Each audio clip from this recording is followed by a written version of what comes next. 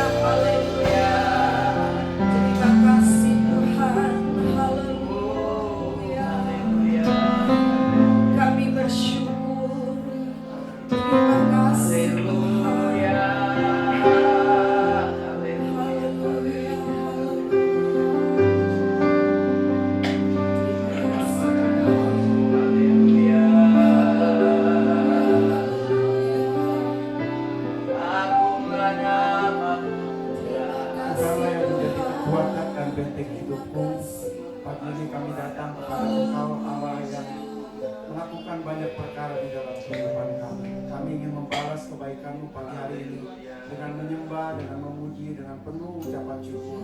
Karena Engkau yang sudah memelihara kehidupan kami, sehingga kami boleh ada di rumah-Mu pada saat ini. Kami undang hadirat-Mu hadir di tengah-tengah kami, mengurapi setiap kami, supaya setiap kami mengalami sukacita dan kebahagiaan yang dari Engkau ya Bapa. Terpujilah nama Tuhan selama-lamanya. Kami menyerahkan seluruh ibadah ini ke dalam tangan-Mu, biarlah Tuhan yang mengambil alih, sehingga kami semua mengalami jamahan dan lawanan.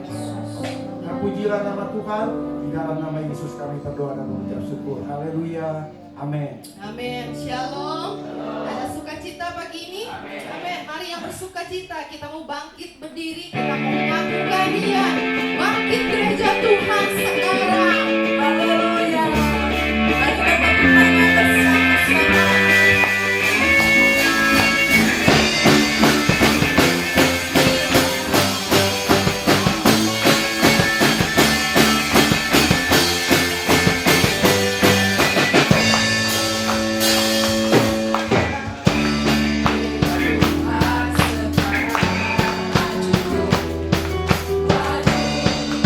Kuasa roh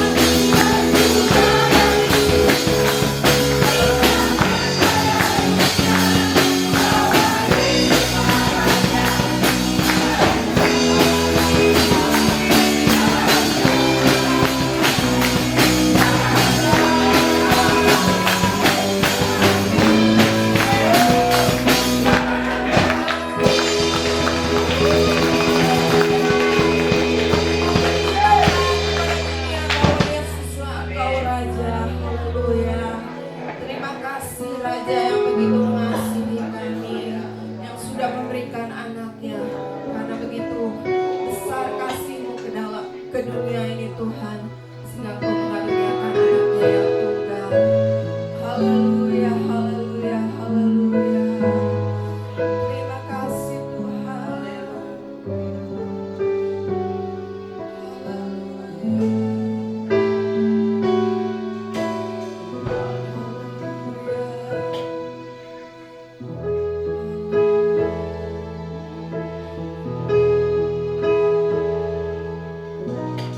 Hanya Kau Tuhan hidupku.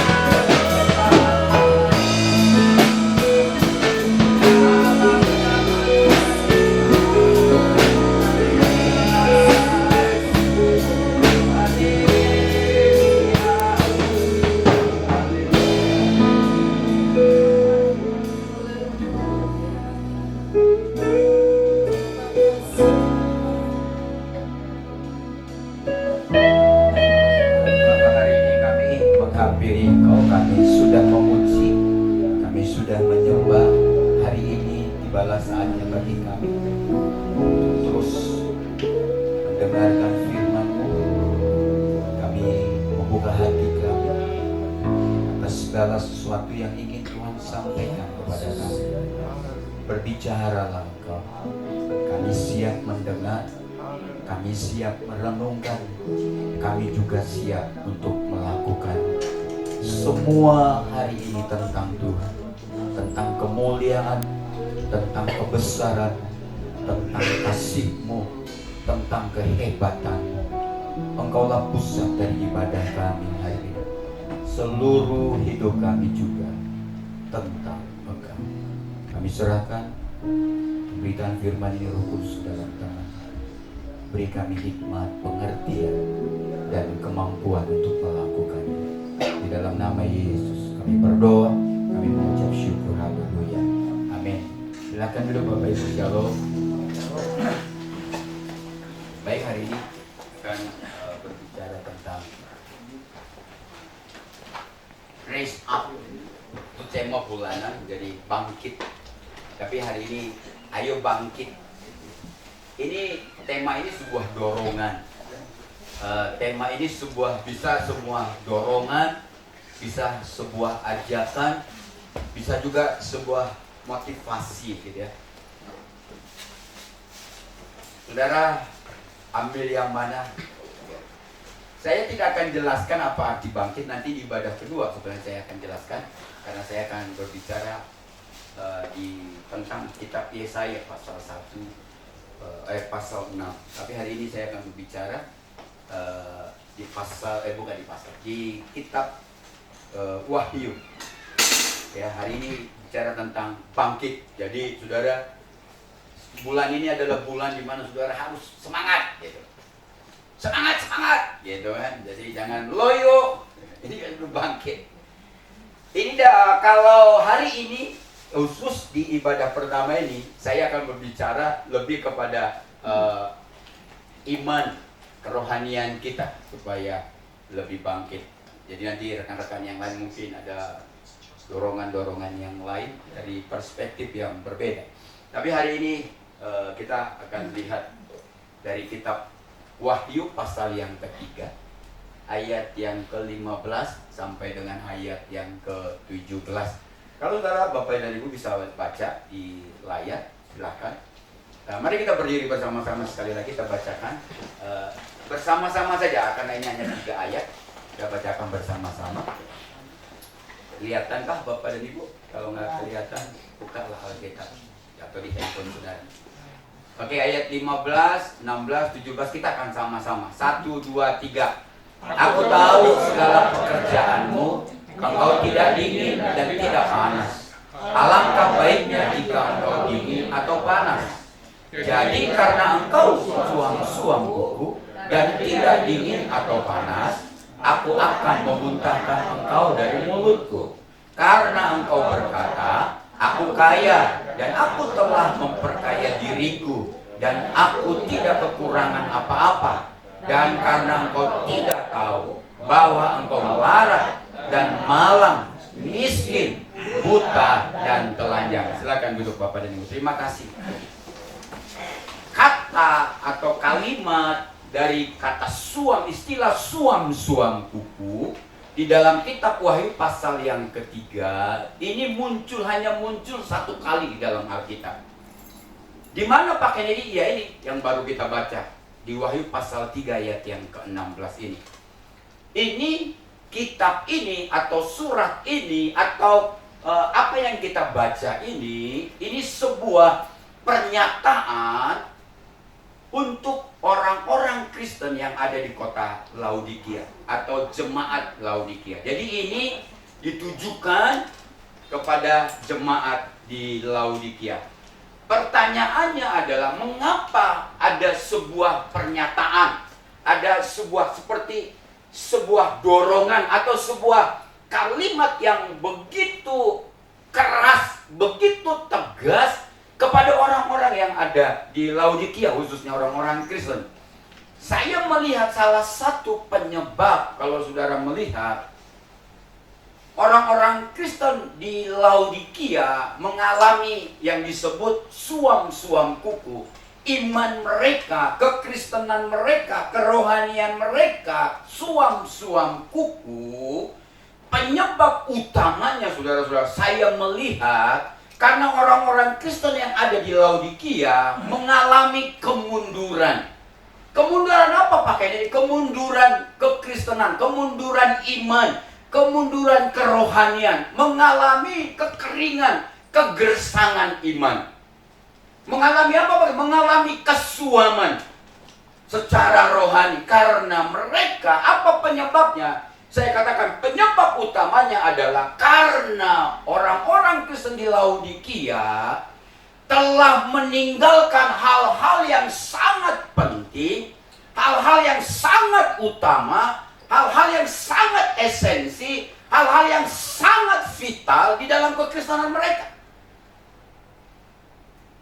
Sekali lagi saya mau katakan kepada saudara, penyebab utama orang-orang Kristen yang ada di Laodikia itu mengalami kesuaman, mengalami yang disebut suam-suam kuku, dikatakan mengalami kemunduran, mengalami kegersangan iman, kekristenan mereka, karena orang-orang Kristen yang ada di Laodikia, catat ini baik-baik, telah meninggalkan hal-hal yang sangat penting di dalam kekristenan mereka, hal-hal yang sangat vital di dalam kekristenan mereka, hal-hal yang sangat esensi di dalam hidup mereka. Akhirnya, saudara-saudaraku, mereka nanti akan mengalami yang disebut di pasal yang ketiga ayat yang ke-16 ini. Sebagai contoh saja, dulu orang-orang Kristen di Laodikia menyembah Tuhan itu adalah sesuatu yang sangat esensi, sesuatu yang sangat utama bagi mereka. Tetapi sekarang karena mereka semakin hari, Laodikia itu kota yang sangat kaya, kota perdagangan Laodikia itu. Salah satu perdagangan yang terkenal dari kota Laodikia adalah woolnya. Sangat terkenal. Jadi rata-rata penduduk Laodikia ketika itu adalah orang yang sangat kaya. Orang-orang yang kaya raya. Orang-orang yang tidak kekurangan secara materi, secara keuangan. Tetapi semakin mereka berkembang, malah semakin mereka kaya, semakin mereka bertambah hartanya, malah satu sisi mereka mengalami kemerosotan. Apa? Yaitu iman mereka. Dulu mereka menyembah Tuhan adalah sesuatu yang sangat penting. Tetapi karena mengalami yang namanya semakin kaya, semakin sibuk, mereka meninggalkan penyembahan mereka. Niat untuk menyembah Tuhan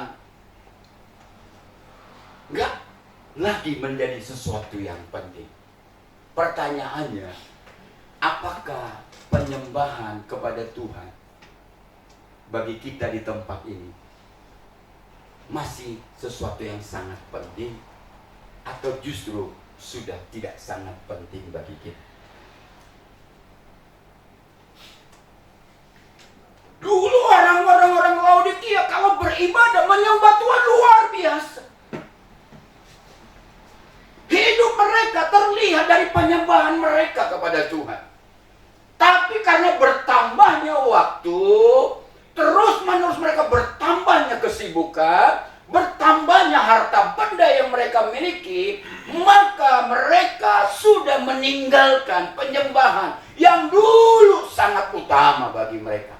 Itu pertama, saudara-saudaraku. Yang kedua, jadi pertanyaannya, apakah kekristenan kita hari ini masih kita anggap bahwa penyembahan itu menjadi sesuatu yang sangat penting atau menjadi sesuatu yang biasa-biasa?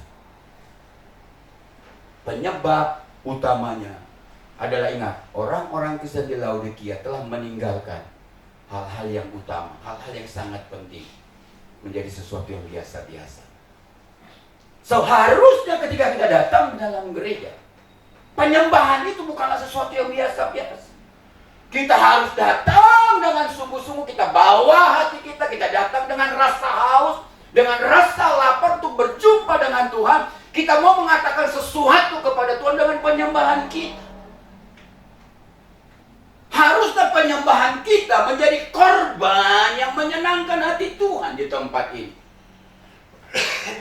Dikatakan kalau ini hilang, ini menjadi sesuatu yang tidak utama bagi kita, cepat ataupun lambat kita akan mengalami yang disebut kesuaman, kekeringan, kegersangan iman. Sama seperti orang-orang di Laodikia. Dulu kita anggap, orang-orang di Laodikia menganggap bahwa karunia-karunia rohani, karunia-karunia roh sesuatu yang sangat penting. Maka ya dulu ya, kalau tahun berapa ya, tahun 2000-an gitu ya, kemana-mana kita pergi, orang-orang pergi seminar untuk mencari karunia, mengetahui karunia-karunia. Tapi sekarang sudah berapa banyak kita mengetahui karunia itu. Orang-orang Laodikia juga meninggalkan apa yang dulu bagi mereka sesuatu yang sangat penting, tapi sekarang sudah menjadi sesuatu yang tidak penting lagi. Dulu karunia-karunia roh sangat kita dambakan. Bahkan untuk mendapatkannya kita rela berpuasa. Kita rela pergi seminar supaya kita tahu apa sebenarnya kekuatan saya, apa sebenarnya karunia saya. Tapi sekarang setelah kita tahu, kita sudah tidak pergunakannya. Orang-orang Laodikia juga melakukan hal yang sama. Dulu kita merasakan kalau ibadah itu hadirat Roh Kudus turun gitu ya. Hadirat Allah kita dapat rasakan, tapi sekarang kita nggak dapat rasakan. Akhirnya kadang kita mengatakan bahwa ke gereja, nggak ke gereja sama saja. Itu sangat berbahaya. Itu sangat berbahaya. Orang-orang Laodikia menganggap mereka baik-baik saja kekristenannya. Tetapi sebenarnya dikatakan kamu melarat, telanjang. Kamu sebenarnya tidak memiliki apa-apa di hadapan Tuhan. Dulu membawa jiwa-jiwa, dulu kita bersaksi luar biasa.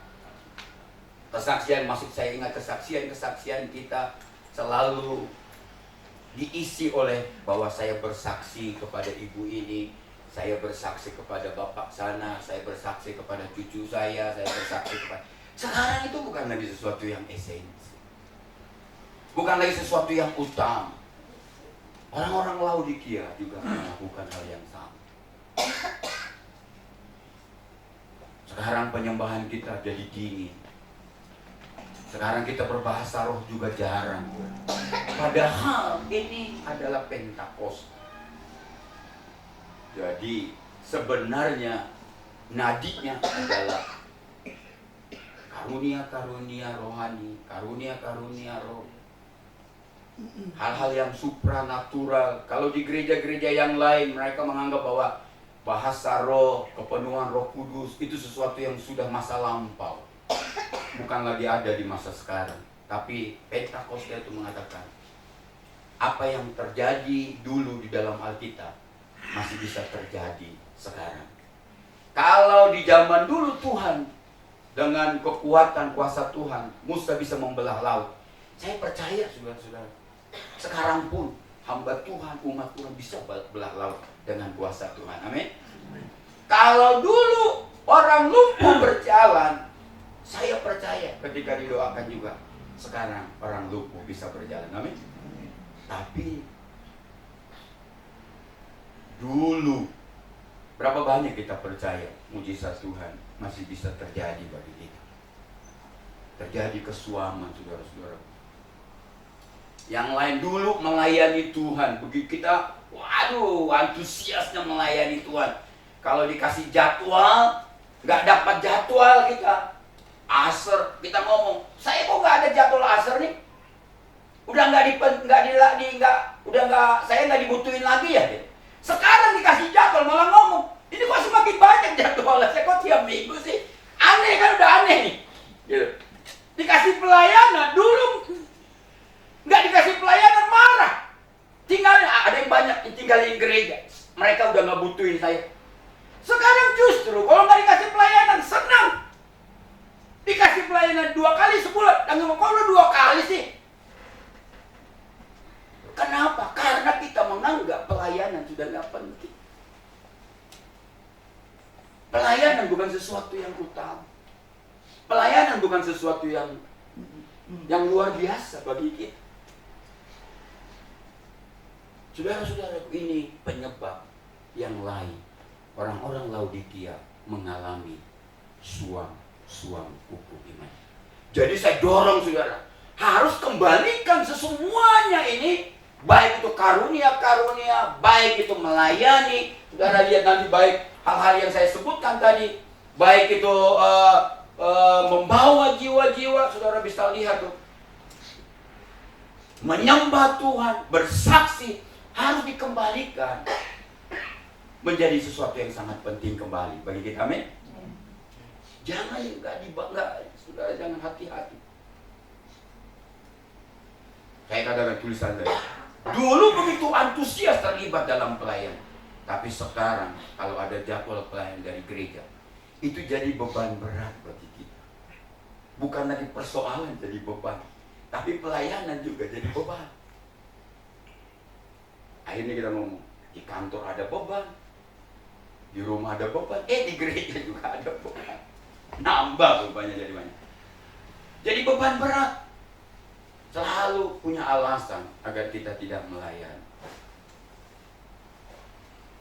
Dulu sengaja bangun pagi-pagi agar kita bisa berdoa. Karena kita anggap doa itu adalah sesuatu yang apa? Yang penting.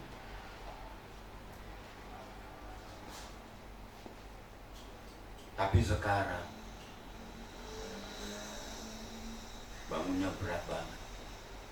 Karena seperti bangun pagi-pagi itu adalah menderita banget, gitu kan? Ada, nggak apa-apa. Saya kan doa pakai ini waktu mau ke kantor naik mobil atau naik motor. Saya takutnya ketika saudara berdoa ada yang nyelip jalan saudara, langsung saudara ngomong bahasa kasar gitu. Lah sama Tuhan tiba-tiba kaget. Lu ngomong gua apa gitu kan? Kan lagi doa, lagi ngomong sama Tuhan. Tiba-tiba ada yang nyalip gitu.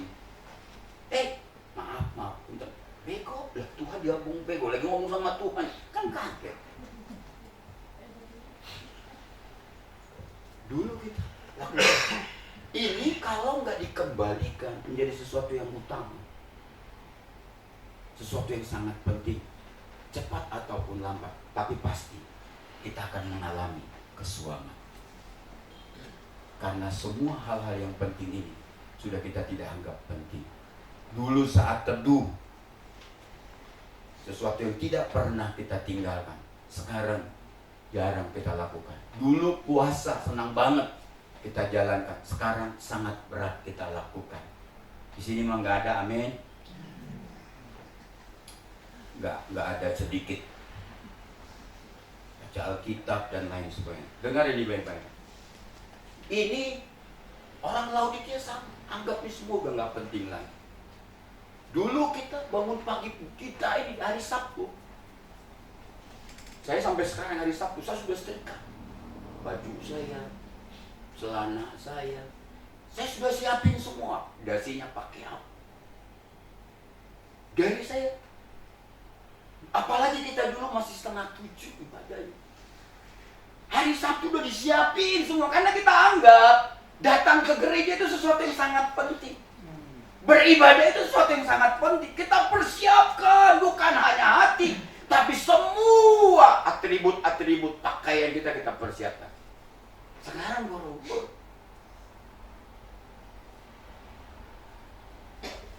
Kalau kita kenapa nggak pakai kesiangan pakai ini? Kan aneh. Dulu dia yang pertama datang ke gereja. Dulu dia nggak pernah telat. Sekarang jadi kesiangan. Kenapa? Ada yang berubah. Karena beribadah dulu sangat penting bagi dia. Datang ke gereja itu sesuatu yang sangat penting bagi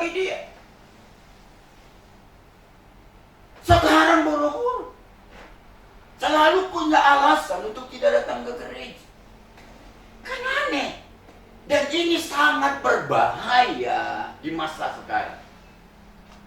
Jangan sampai nubuatan Tuhan Yesus mengatakan, kalau dia datang kali yang kedua, masih kudapatikah orang-orang yang setia kepada. Kalau ini sudah tidak lagi menjadi yang utama dalam hidup kita, dengarkan ini. Bisa cepat ataupun lambat ketika Tuhan datang, kita bukanlah orang-orang yang dikelompokkan, yang didapati masih punya iman. Ini berbahaya. Hati-hati dengan ini juga.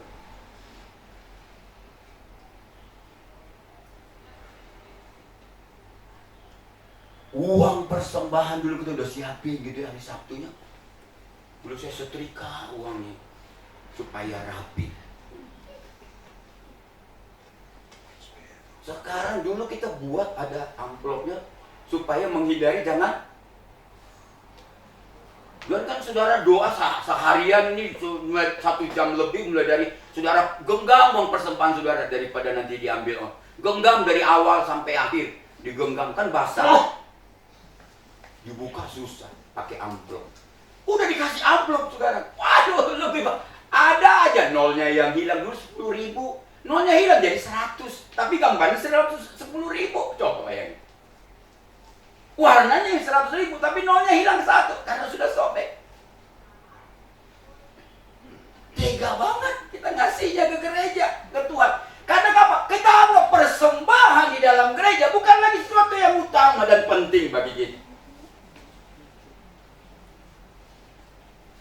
Ayo bangkit, kembalikan itu menjadi penting, amin. Ayo kembalikan. Ibadah itu penting, menyembah itu sesuatu yang sangat penting bagi kita. Ayo kembalikan, bersaksi itu penting, jangan tinggalkan dan jangan katakan itu sudah tidak penting lagi. Dulu persembahan sangat kita jaga. Kalau kita ada kembalian dari pasar, tiba-tiba yang paling bagus, kita nggak rela belanjakan. Karena kita ngomong ini mau buat persembahan. Di dompet kita ada uang-uang yang baru. Tapi yang kita kasih uang apa? Oh udahlah ini uang enggak. Kadang dia yang paling jelek loh. Tega banget, karena kita anggap apa? Kita bawa itu kepada apa? Kepada gereja, bukan kepada gereja. Padahal persembahanmu itu dibawa kepada Tuhan. Dan kita anggap nilai persembahan bukan apa-apa. Jangan main-main, hati-hati. Dulu utamakan ibadah. Setelah ibadah baru pergi jalan-jalan. Baru ngumpul dengan keluarga. Bisa makan bersama dengan keluarga. Sekarang beda. Kalau ditanya kenapa kamu bawa ke gereja deh? Aduh, datang keluarga dari Jakarta. Hari Minggu disuruh ngumpul dan makan-makan. Ya Tuhan. Untung Tuhan baik, saudara-saudaraku. Hari Minggu selalu ada. Kalau Tuhan ngomong, udah hari Minggu udah nggak ada, dia datang. Udah kita nggak punya kesempatan. Kenapa? Karena kita anggap ibadah sekarang bukanlah sesuatu yang penting. Datang beribadah ke gereja bukanlah sesuatu yang penting. Apalagi zaman COVID. Kenapa nggak ke gereja? Alah takut COVID. Tapi di mana-mana. Ya pergi ke Cirebon makan. Aneh kan? Ke gereja susah. Karena kita menganggap bahwa beribadah bukan lagi sesuatu yang penting. Dulu kita membawa persembahan itu memilih yang terbaik. Tapi sekarang kita bawa persembahan bukanlah yang terbaik. Dulu sebelum kita gajian, dulu sebelum uang setelah kita terima dari hasil kerja kita, pertama-tama kita ngomong, langsung kita pisahkan. Mana amplop-amplop untuk apa? Kita pisahkan untuk persepuluhan sebelum kita pakai ke tempat-tempat yang lain. Sekarang boro-boro kalau ngomong, Tuhan kalau bisa pakai dulu ya. Kenapa? Karena Tuhan bukan lagi sesuatu yang sangat penting. Orang Laodikia melakukannya. Maka dikatakan, engkau tidak dingin, tapi juga tidak panas. Lebih baik engkau dingin atau panas. Itu enak, ada posisinya, jelas saudara. Saya mau berharap saudara-saudara, apa kata? Jadi kalau saya ngomong sebuah pernyataan, kalau kita tidak segera bangkit dan mengembalikan semuanya ini menjadi sesuatu yang sangat penting, ingat, dan ini pasti apa yang dinyatakan, dikatakan Tuhan kepada orang-orang Kristen di Laodikia akan dikatakan kepada kita. Apa yang dialami oleh jemaat-jemaat di Laodikia akan kita alami. Kita akan mengalami kekeringan rohani. Kita akan mengalami kematian rohani. Apa arti dingin di dalam kitab Wahyu pasal yang ke-16 tadi? Kata dingin, saudara-saudaraku, saudara bisa baca, bisa lihat saudara. Ada yang mengatakan, menafsirkan, para penafsir, adalah orang yang menolak Kristus secara total, itu dingin. Ngomong, kamu mau nggak didoakan? Tapi saya doakan dengan nama Tuhan Yesus. Waduh, nggak mau. Itu namanya dingin. Ada juga yang dingin adalah dia tetap menganggap dirinya Kristen, tapi melakukan segala sesuatu yang berbau Kristen sudah tidak mau. Itu namanya dingin. Ada yang menafsirkan seperti itu. Arti panas beda saudara-saudaraku, supaya saudara tahu. Jadi ini suam-suam itu kan percampuran dingin dan panas. Panas ada yang menafsirkan orang Kristen ini sungguh-sungguh serius sama Tuhan. Ini panas, panas, panas, panas, gitu kan? Panas namanya, sungguh-sungguh serius kekristenannya. Semua yang tadi pendahuluan itu semua tetap menjadi sesuatu yang penting dan utama bagi dia. Panas itu artinya adalah tidak pernah meninggalkan sesuatu yang penting di dalam hidupnya. Penyembahan, karunia-karunia, bersaksi, baca Alkitab, bersaat teduh, datang beribadah, membayar persembahan, membawa persembahan yang terbaik, mengembalikan persepuluhan, itu adalah sesuatu yang penting dalam kekristenan. Itu haruslah menjadi vital di dalam hidup kita. Rohnya harus tetap menyala-nyala. Biarlah rohmu menyala-nyala dan layanilah Tuhan. Itu panas. Biarlah rohmu menyala-nyala dan layanilah Tuhan. Panas itu artinya bergelora terus menerus imannya. Tidak tergantung seberapa tebal dompetmu. Tidak tergantung seberapa hebat engkau, tidak. Ini namanya panas. Tetap setia berjalan dengan Tuhan walaupun orang lain sudah meninggalkan Tuhan. Itu panas namanya. Tidak peduli apakah suamimu itu setia atau tidak, tidak peduli. Yang penting hatimu, itu namanya kepada Tuhan, itu namanya panas. Tidak tergantung dengan kondisi atau situasi yang terjadi di dalam hidup saudara. Itu panas. Suam-suam artinya adalah penggabungan dari dingin dan panas. Gak jelas. Kalau kelaminnya gak jelas. Penggabungan laki-laki dan perempuan namanya suam. Lah gak jelas kelaminnya. Kamu laki-laki? Enggak. Karena gabungan. Kamu perempuan? Enggak. Enggak, jenis kelaminnya enggak jelas. Makanya Tuhan ngomong, sekalian kamu panas kalau mau panas. Sekalian kamu dingin kalau mau dingin. Sekalian kamu tolak saya. Sekalian kamu tidak menyembah saya. Atau kamu menyembah saya dan menerima saya sebagai Tuhan dan Juru Selamat. Ini penggabungan. Ada beberapa penafsir mengatakan bahwa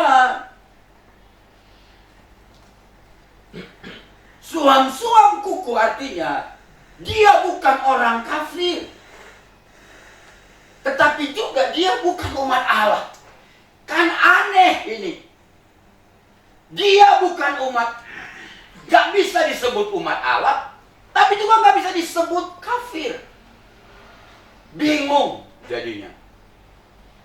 Ada yang mengatakan suam-suam kuku, dia bukan orang baik, tapi juga bukan orang jahat. Kan aneh kan?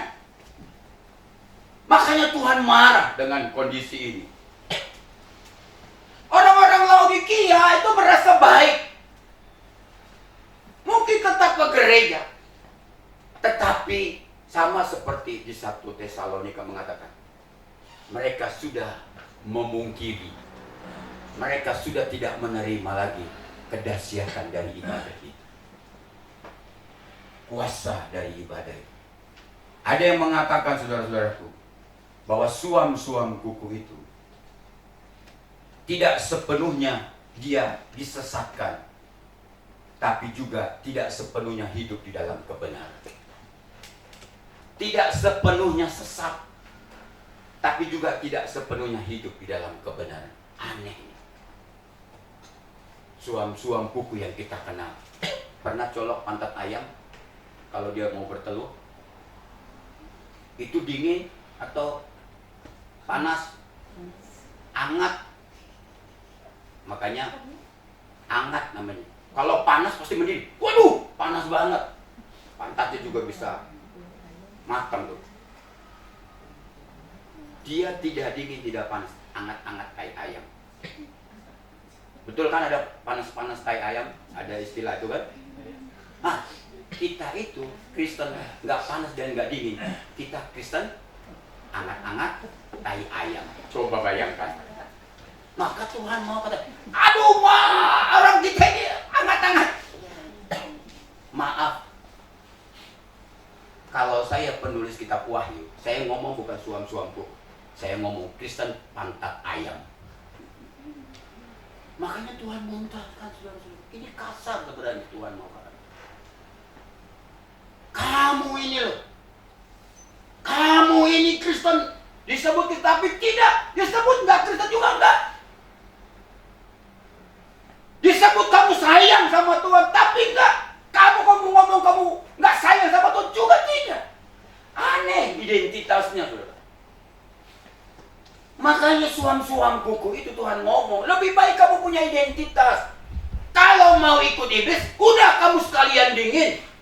Kalau kamu ikut saya, panas. Semua yang penting tadi jangan pernah kita anggap tidak penting lagi. Atau sesuatu menjadi biasa-biasa. Jangan jadi Kristen pantat air. Jangan jadi orang Kristen hangat-hangat air.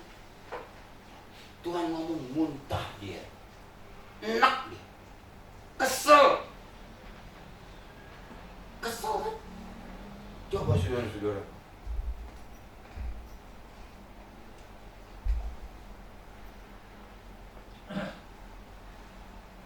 Saya harap saudara tahu. Ada lagi yang menafsirkan orang Kristen seperti ini, suam-suamku. Tidak baik, tapi juga tidak. Jadi kelaminnya susah sekali. Bagi saya simpulkan orang Kristen suam-suam kuku.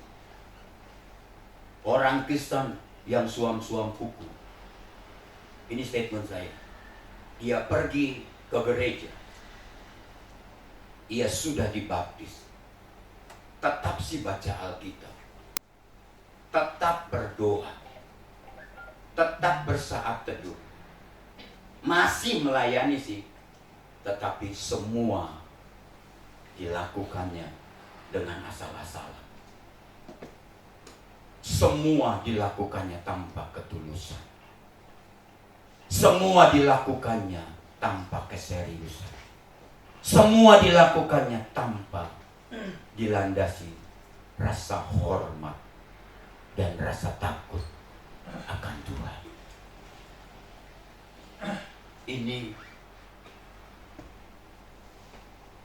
definisi penafsiran saya tentang suam.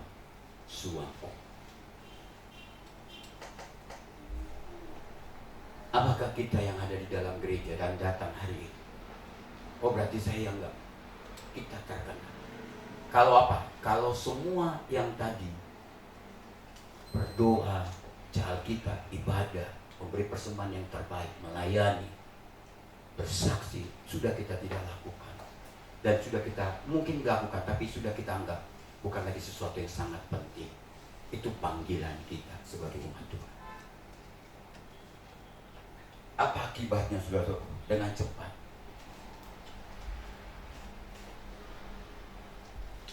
orang Kristen di Laodikia kalau sudah mengalami kesuapan, tidak bangkit, hari ini sudah tidak mengambil posisi dingin atau panas, akibatnya saudara akan mengalami yang disebut dengan kegairahan iman yang menurun dan semakin suam. Saudara mulai loyo, saudara mulai tidak menganggap lagi hal-hal yang berbau kekristenan sesuatu yang penting dalam hidup kita, tapi ingin tetap pergi ke surga, ingin tetap mengklaim bahwa dia masuk surga. Susah, saudara-saudara. Kita akan mengalami kalau nggak bangkit. Saudara baca ayat yang ke-17 dikatakan, karena engkau berkata, aku ini kaya, aku telah memperkaya diriku dan tidak ada kekurangan apa-apa. Karena engkau tidak tahu bahwa engkau melarat dan malang, miskin, buta dan telanjang. Sebenarnya frase yang ke A itu bagus sebenarnya. Karena engkau berkata aku kaya, harusnya kita kaya secara rohani, itu luar biasa. Amin. Tapi mereka ini bangga dengan kekayaan materi, kekayaan yang fana. Malah sebaliknya ketika mereka mempertontonkan kekayaan mereka, Tuhan katakan, kamu tidak punya apa-apa sebenarnya. Kamu ini melarat di hadapan saya. Kamu ini miskin di hadapan saya. Kamu ini justru mempermalukan. Kamu telanjang. Seharusnya ketika engkau diberkati kegairahan imanmu itu juga semakin meluap-luap, semakin panas, semakin bergelora bagi Tuhan. Ayo bangkit. Jangan sampai kita kegairahan iman kita mulai suam. Karena obatnya nggak ada selain daripada nanti. Apa yang harus kita lakukan? Yang kedua, saudara-saudara. Sebelum itu saya katakan, yang pertama tadi. Jadi ingat ini, jemaat orang Kristen di Laodikia, mereka telah kehilangan gairah untuk menyembah Tuhan. Gairah imannya jadi suam. Ketika orang-orang Laodikia, orang-orang Kristen di Laodikia telah kehilangan gairah untuk beribadah. Orang-orang Laodikia itu orang-orang yang menyembah dengan bahasa roh. Karena orang-orang Laodikia itu adalah kumpulan dari orang-orang yang pernah menyaksikan Kisah Para Rasul pasal 2. Walaupun suatu saat Laodikia ini kan ini ada di siapa dia yang sekarang menang pemilihan lagi, lupa namanya. Sudah aku dengar ini baik-baik. Kalau saudara menjadikan semua tidak penting seperti yang di atas, saudara sudah tidak lagi penting menganggap bahwa bahasa roh, menyembah dengan bahasa roh, memuji, menyembah Tuhan tidak penting lagi. Hati-hati. Saudara menganggap jiwa-jiwa yang terhilang itu bukanlah sesuatu yang penting. Hati-hati. Membawa jiwa-jiwa kepada Tuhan tidak penting lagi. Hati-hati. Karena ada pujian mengatakan, intan-intan dan permata, apa? Jiwa-jiwa. Nilainya belum berubah. Jiwa bagi Tuhan tetap intan dan permata bagi. Jiwa yang datang kepada Tuhan dikatakan sorga bersorak-sorai. Satu orang mengenal Yesus dan bertobat, menjadikan dia sebagai Tuhan dan Juru Selamat. Tidak berubah hukumnya. Sorga dikatakan itu berpesta. Berapa lama kita sudah membuat sorga tidak berpesta lagi? Karena kita sudah tidak bawa jiwa. Mengapa? Karena kita menganggap jiwa yang terhilang bukan lagi tugas kita dan bukan lagi sesuatu yang penting bagi kita. Ayo bangkit saudara-saudara. Orang Kristen yang suam-suam, merasa nyaman, puas dirinya, tidak padahal sebenarnya dia kehilangan segala-galanya. Yang kedua, jemaat Laodikia lebih mengutamakan hal-hal yang duniawi, makanya mereka semakin kaya. Benar. Berulang-ulang gereja ini mengatakan tidak dilarang kaya. Saudara, kita doakan sudah semakin kaya, semakin kaya. Kalau saudara bisa punya 10 pulau, saudara punya 100 apartemen, apa luar biasa. Bolak-balik saudara ganti setiap hari, ganti mobil yang mewah-mewah, nggak apa-apa. Tapi tetap kita harus kaya juga secara rohani. Yang ketiga,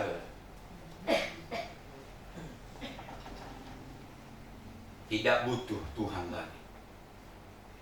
Sombong. Imannya sombong sudah. Merasa Tuhan, merasa dia tidak butuh Tuhan karena segalanya sudah lengkap. Ayat 17 dikatakan, ini orang Laodikia, aku kaya. Aku telah memperkaya diriku. Aku tidak kekurangan apa-apa. Marahkah Tuhan? Dia ngomong, aku gak kurang apa-apa. Aku gak butuh Tuhan lagi. Orang Laodikia ngomong gitu, aku gak butuh apa-apa lagi. Gak butuh pertolongan Tuhan. Karena aku semua bisa cukupkan. Aku bisa tanggung semua. Aku bisa hadapi semua dengan kekayaan. Aku gak butuh siapa-siapa lagi. Kan ini bahaya. Gak butuh ibadah lagi. Nggak butuh bawa persembahan lagi. Nggak butuh melayani lagi. Nggak butuh cari jiwa lagi. Nggak butuh menyembah Tuhan lagi. Nggak butuh datang ke gereja lagi. Kan ini bahaya, saudara-saudaraku. Ini bahaya. Bahaya, bro. Obatnya apa yang harus kita lakukan? Syarat supaya kita bangkit. Pertama tadi Alkitab katakan di ayat yang keberapa? Ayat yang ke-18 bagian A. Belilah. Ingin bangkit kembali, jadikan semua itu jadi utama. Semua itu jadi penting dan sangat penting bagi kita. Yang saya sebut tadi, yang sudah ditinggalkan oleh orang-orang Laodikia. Belilah. Ada kata belilah. Kalau saudara lihat di Wahyu tadi, pasal 3:18 bagian A. Belilah, apa artinya? Bukan untuk membeli keselamatan. Keselamatan nggak perlu dibeli karena itu gratis. Anugerah Tuhan, Alkitab katakan. Ini dipinjam dengan kebiasaan orang Laodikia karena berdagang. Cara beli, jual. Jadi bahasa ini bahasa orang Laodikia, bukan bahasa yang semua orang paham. Karena mereka kota perdagangan. Apa yang dibeli dia? Artinya kamu datang sama Tuhan kembali. Karena hanya Tuhanlah yang bisa memanaskan iman kita kembali. Memanaskan, menggelorakan kekristenan kita, kerohanian kita kembali. Tanpa kita datang kepada Tuhan, gak bisa hanya kepada Tuhan.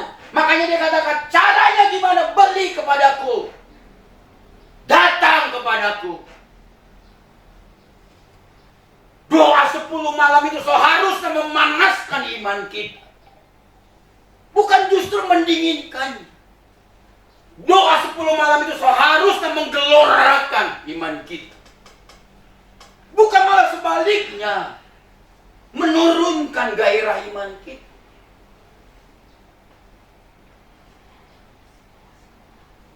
Hati-hati saudara.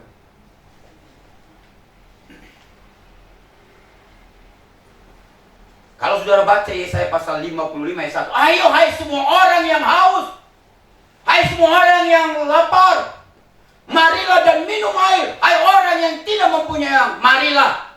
Dikatakan, terimalah gandum tanpa uang pembeli. Jadi kata pembeli itu memang dipinjam dari kitab Yesaya. Saudara tahu, ini bahasa pedagang. Jadi orang membeli pasti mendapatkan. Tuhan ngomong datang pasti mendapatkannya. Dia datang kepada Tuhan. Yang kedua, saudara, secara singkat saja, bertobatlah. Ayat 19. Barang siapa ku kasih, ayat 19 dikatakan, ia ku tegur dan ku hajar. Sebab itu relakanlah hatimu dan bertobatlah.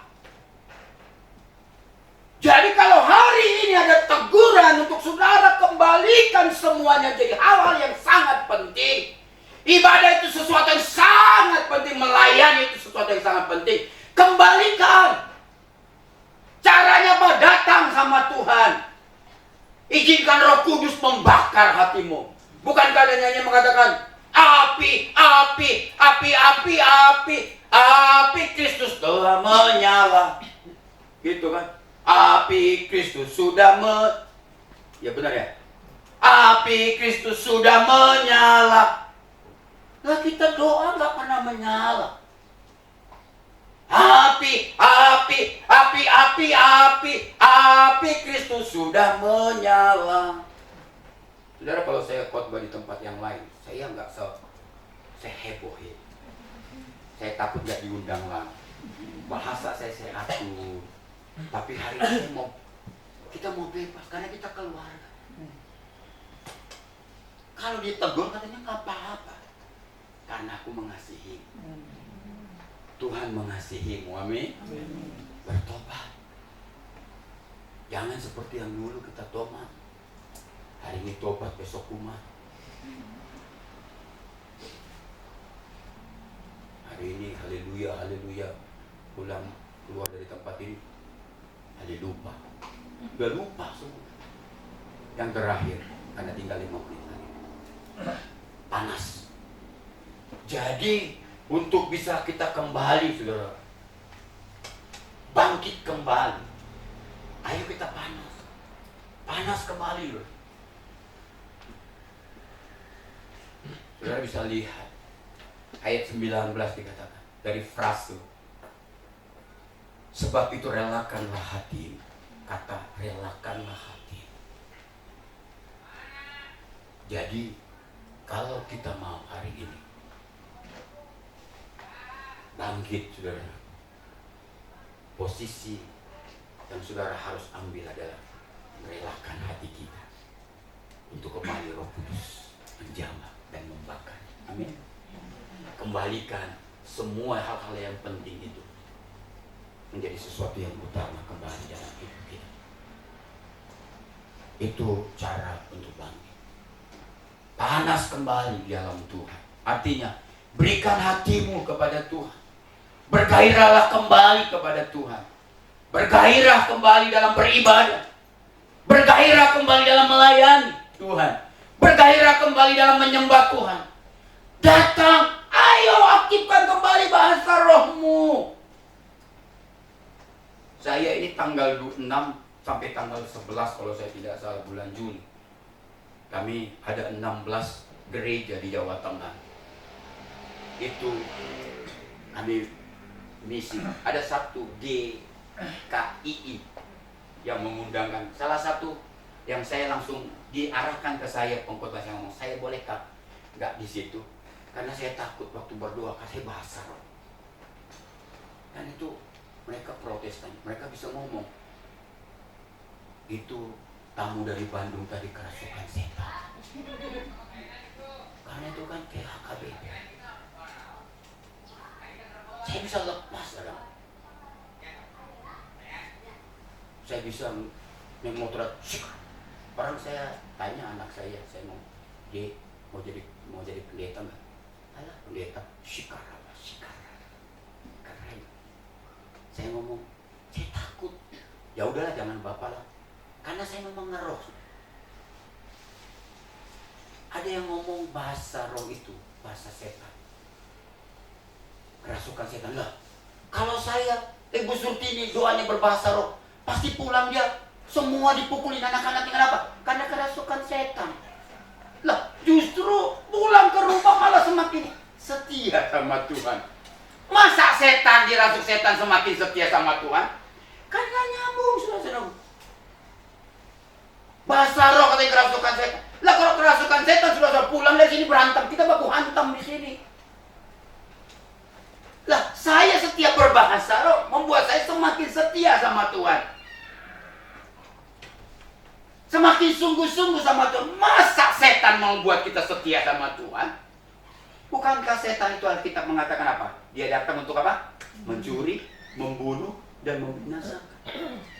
Tiga ini saja sangat menakutkan. Setiap saudara berbahasa roh, shikana mata karat.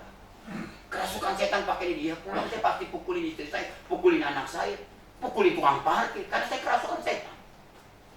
Tapi kenapa setiap kita menaikkan penyembahan kita berbahasa roh, malah justru hati kita berlimpah ucapan syukur? Artinya bukan dari setan. Masa kita menyembah setan, tiba-tiba berlimpah rasa syukur kita kepada Tuhan? Lah setan marah. Lah tadi kamu sembah saya bahasa kerasukan, malah berlimpah ucapan syukur kepada Tuhan. Gak mau setan. Setan gak mau.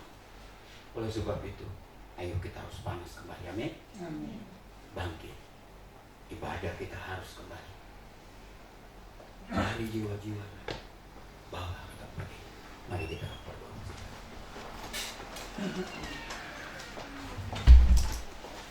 Kita naikkan pujian yang sudah dipersiapkan.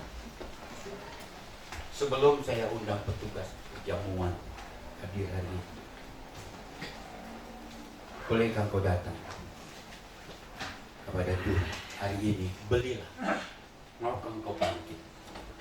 Maukah kembali kau panas? Imanmu panas, imanmu bergelor, imanmu berapi-api. Biarkan api Pentakosta membakar. Biarkan api Roh Kudus membakar. Biarkan api Kristus membakar. Beli! Tuhan katakan, datang kepadaku. Aku bisa kembali menggairahkan imanmu. Aku bisa memanaskan imanmu kembali. Aku bisa membakar imanmu kembali. Aku bisa membuat engkau bergelora kembali kepadaku. Satu jalannya, datang kepada Tuhan. Kalau kau selama ini sudah menjadikan ibadah bukan sesuatu yang sangat penting, bertobatlah. Kalau kau datang ke gereja sudah tidak menyembah Tuhan, bertobatlah. Itu berarti kau sudah tidak jadikan penyembahan sesuatu yang penting lagi bagimu. Bangkit, panaslah kembali. Shinamata karabasyara takarabasyara. Kapan engkau terakhir berdoa menyembah Tuhan dengan bahasa roh? Mungkin kau katakan 2 bulan yang lalu pagi ini, 3 tahun yang lalu pagi. Wow! Karena engkau menganggap, padahal berulang-ulang Alkitab mengatakan, ketika engkau berdoa dengan bahasa roh, ada kata-kata yang memang otak kita, kalimat perbendaharaan bahasa kita tidak cukup, tidak mampu menjelaskan keadaan hidup kita. Kita katakan Roh Kudus menolong membahasakannya kepada Bapa. Roh Kudus menolong menyampaikan semua yang tidak bisa kita ungkapkan dengan keterbatasan kalimat atau bahasa kita. Ini bukan bahasa roh, bukan bahasa setan. Setan memisahkan kita dengan Allah, tapi bahasa roh malah mendekatkan kita, membakar kita. Iman kita menjadi menyala-nyala. Kalau kau berkata menyembah bukan lagi sesuatu yang penting, memberi persembahan yang terbaik bukanlah sesuatu yang penting, membawa jiwa-jiwa bukan lagi sesuatu yang penting, melayani Tuhan bukan lagi sesuatu yang penting, menyebar hari ini berita firman Tuhan mendorong. Ayo bangkit. Kembalikan itu menjadi sesuatu yang penting. Biarkan itu kembali bergairah dan panas di hati kita. Kalau saudara katakan mengembalikan persepuluhan itu bukan lagi sesuatu yang penting ke rumah Tuhan. Karena saya memberikan persembahan persepuluhan saya ke misi A, ke misi B. Alkitab katakan, dengarkan ini baik-baik. Bawa ke rumah Tuhan. Bukan ke misi A, ke misi B. Bawa ke rumah Tuhan. Sejak kami membayar persepuluhan, sejak kami mengenal Yesus, sejak saya hadir sekolah Alkitab, kami tidak pernah saya dan sejak saya berkeluarga jadi hamba Tuhan, kami tidak pernah berkata untuk siapa persepuluhan, tapi kami tetap bawa dengan penuh taat kepada Tuhan.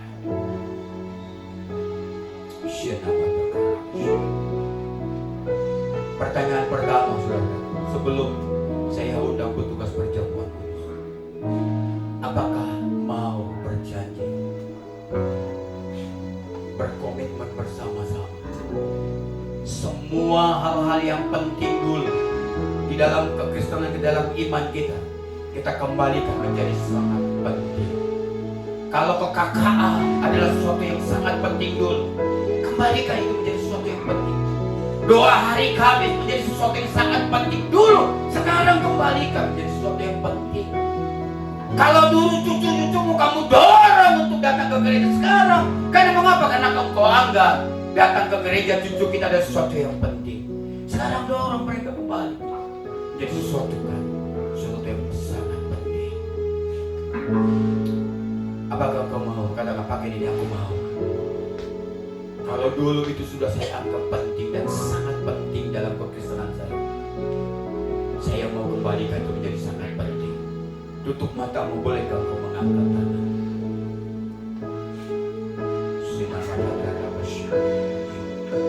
Yang kedua, apakah hari ini imanmu, kekristenanmu kering? Engkau mau kembali itu meluap, kembali panas, imanmu kembali bergelora, kembali menyala-nyala. Karena beberapa bulan ini sudah menjadi biasa-biasa, apalagi pasca pandemi, semua menjadi sesuatu yang biasa kita lakukan. Padahal dulu kita anggap sangat penting. Kalau kau mengatakan aku mau kembali bergelora pakai ini, melayani Tuhan, bersaksi, menyembah Tuhan, beribadah dan lain sebagainya, aku mau bergelora dan panas kembali, angkat tangan.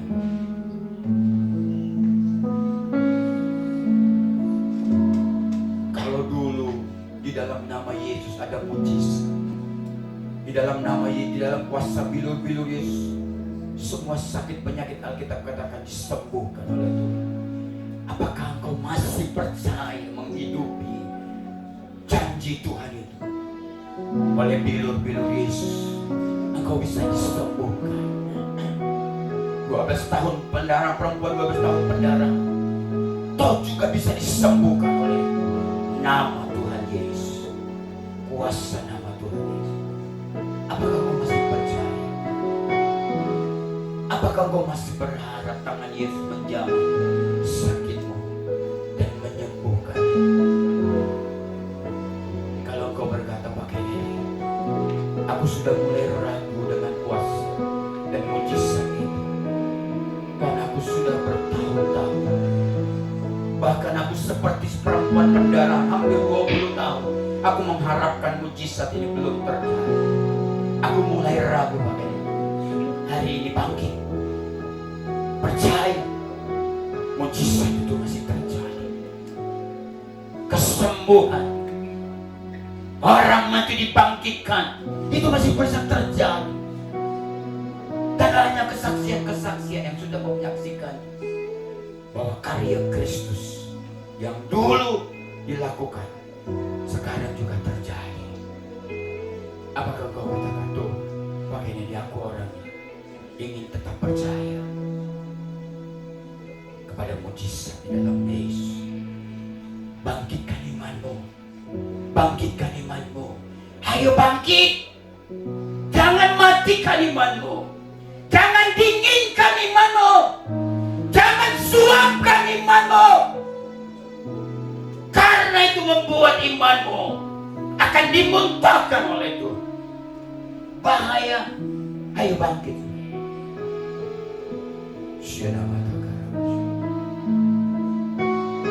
Turunkan tanganmu yang hari ini sudah mengangkat. Nanti saya akan berdoa kepada saudara. Mari petugas perjamuan datang bersama dengan saya.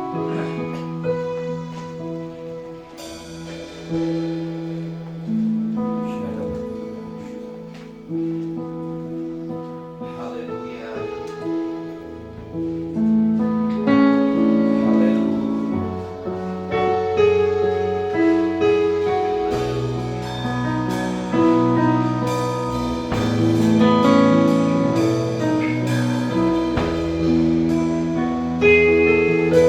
Bapak dan Ibu, mari kita berdoa bersama-sama.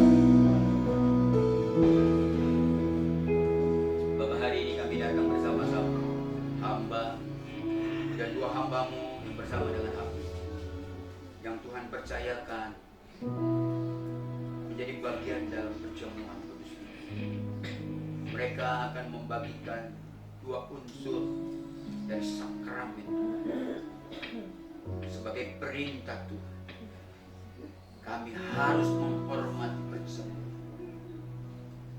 Kami harus layak ketika masuk dalam perjamuan. Layakkan kami sebagai hamba. Layakkan umatmu yang mengambil bagian bersama dengan kami dalam sakramen Tuhan ini. Kuduskan kami. Layakkan kami. Biarkan perjamuan ini juga mendorong kami untuk bangkit, bersemangat kembali di dalam iman kami. Hamba berdoa berkat-Mu di atas dua unsur perjamuan. Kalau mereka beriman dengan anggur yang melambangkan darah Kristus, mereka mengalami mujizat kesembuhan, mengalami kekuatan darah Tuhan, mengalami hal-hal supranatural yang ajaib dari Tuhan. Nyatakan kepada mereka, karena kami mari sampai detik ini masih bisa mengalaminya. Kalau mereka membutuhkan kekuatan dari Tuhan, biarkan, berikan mereka kekuatan.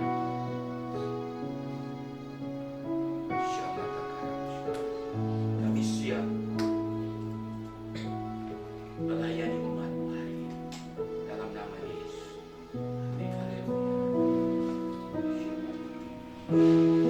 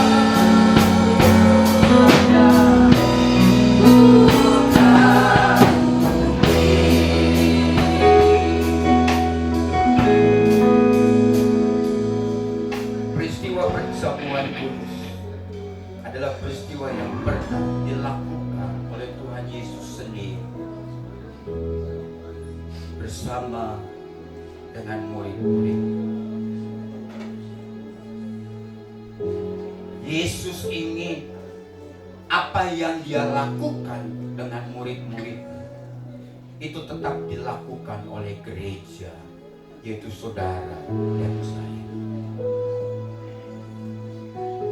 Berkat dari perjamuan kudus yang pertama dilakukan oleh Yesus kepada murid-murid tidak pernah berubah dan berkurang ketika saudara dan saya melakukannya.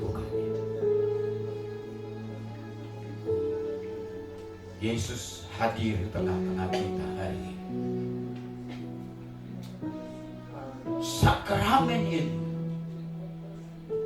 adalah permintaan dari Tuhan kita Yesus sendiri, bukan permintaan dari murid-muridnya, untuk dilakukan oleh gereja sampai detik ini. Sakramen perjamuan hadir itu keluar dari hatinya Tuhan karena dia ingin terus bersama dengan saudara. Oleh sebab itu Tuhan ajak kita ketika datang dan masuk dalam perjamuan ini, masuk dengan rasa hormat, penuh kekaguman dan ucapan syukur kepada pengorbanan Yesus. Dan hari ini roti yang adalah tubuh yang dicabik-cabik, yang diremukkan untuk mengingat kembali akan pengorbanannya, supaya engkau tetap setia, semakin bergelora hati mencintai Dia. Angkatlah roti sebagai lambang dari tubuh Tuhan. Dengarkan suaranya. Sebab apa yang telah kuteruskan kepadamu telah kuterima dari Tuhan, yaitu bahwa Tuhan Yesus pada malam waktu Ia diserahkan mengambil roti, dan sesudah itu Ia mengucap syukur atasnya. Ia memecah-mecahkannya dan berkata, inilah tubuhku yang diserahkan bagi kamu. Perbuatlah ini menjadi peringatan akan aku. Tuhan katakan, inilah tubuhku. Inilah tubuhku. Inilah tubuhku. Dia panggil namamu dan Dia berikan, inilah tubuhku. Inilah tubuhku. Inilah tubuhku. Mari kita memakannya di dalam nama Tuhan Yesus Kristus.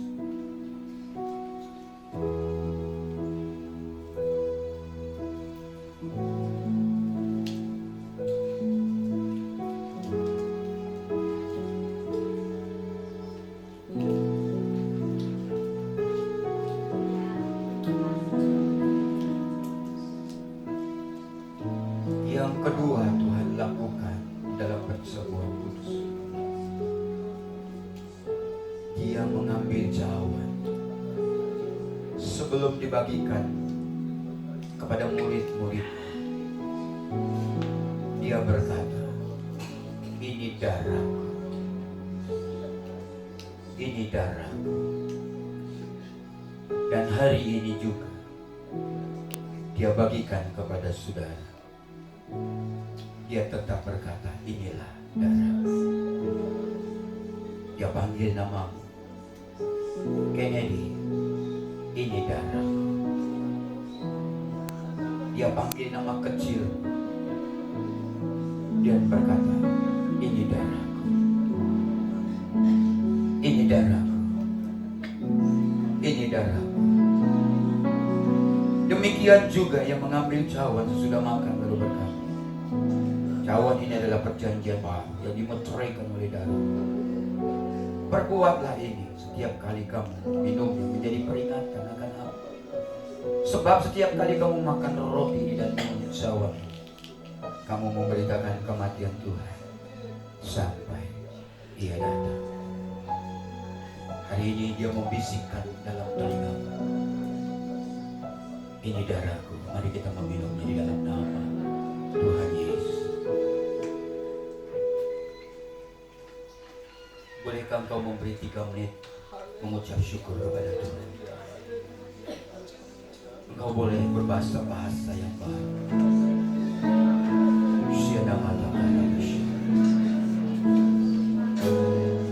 Sitara namasan takalabasi. Takalabasi. Inamatakalamasya. Sitira kamatu. Sira namatakalamasya. Takalabasya namasan darabarabat. Ini kita mata. Oh, namamasya. Aku kabur akan engkau. Aku terlalu mengagumi-Mu. Aku terlalu mencintaimu. Aku mengasihi-Mu. Aku mau memuji-Mu seumur hidupku.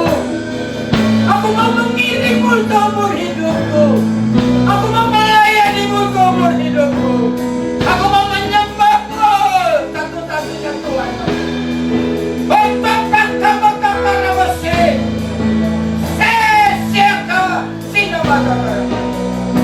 Pujian-pujianku hanya untuk-Mu. Pujian-pujianku hanya bagi-Mu. Kau Rajaku, Kau Tuhanku. Utara, Sehora Matakara Masyarakat. Kau Tuhanku satu-satunya. Tidak ada yang lain. Sirana Masyarakat Kakabaran. Aku memeluk-Mu.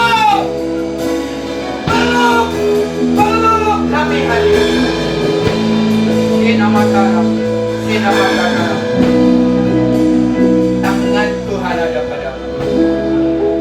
Tangan Tuhan menjamah. Tangan Tuhan menjamah hatimu. Menjamah yang terdalam dalam hidup. Sinamatakara ada passion. Dan dia ingin menyatakan secara pribadi kepada. Dengarkan dia berbicara.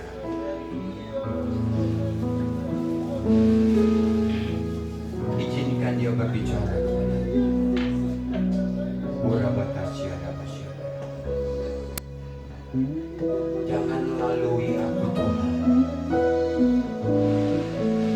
Jangan pulang dari tempat ini sebelum engkau menerima sesuatu dari aku.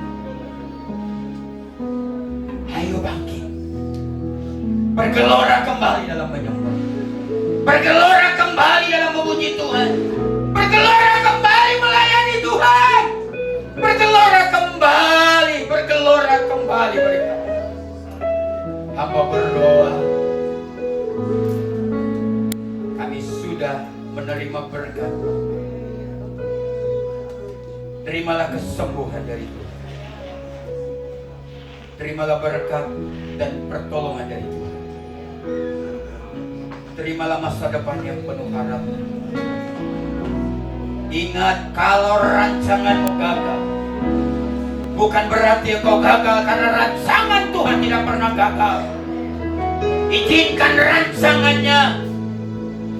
Izinkan rancangannya yang ada padamu, hai anak-anak. Karena rancangan Tuhan bukan hanya tidak pernah gagal, tapi terindah, terhebat, termulia yang dapat kita nikmati dan alami. Angkatlah tanganmu, saudara-saudara. Kami akan membawa persembahan kami. Kami akan mengembalikan persepuluhan kami. Hari ini kami datang. Kami sudah mendapatkan berkat yang sempurna.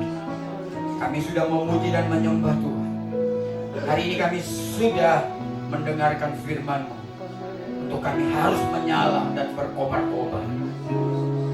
Dan hari ini kami sudah mendapatkan Layananmu secara khusus dalam sakramen yang kudus ini. Dan hari ini kami semakin disempurnakan karena kami pula membawa berkat janji yang dari Tuhan. Pulanglah kekasih-kekasih Tuhan, arahkan matamu kepada tangan Tuhan yang akan menurunkan berkat di atas. Terimalah berkat dari Allah Bapa kita, kasih sayang dari Yesus Kristus, serta persekutuan Roh Kudus akan membawa keberhasilan kepadamu, akan membawa mujizat kepadamu, akan membawa kemenangan kepadamu, akan membawa hadirat Tuhan kepadamu. Berkat ini untuk selama-lamanya sampai Maranatha bagimu. Haleluya. Mari kita sama-sama katakan amin. Tuhan berkati saudara sekalian.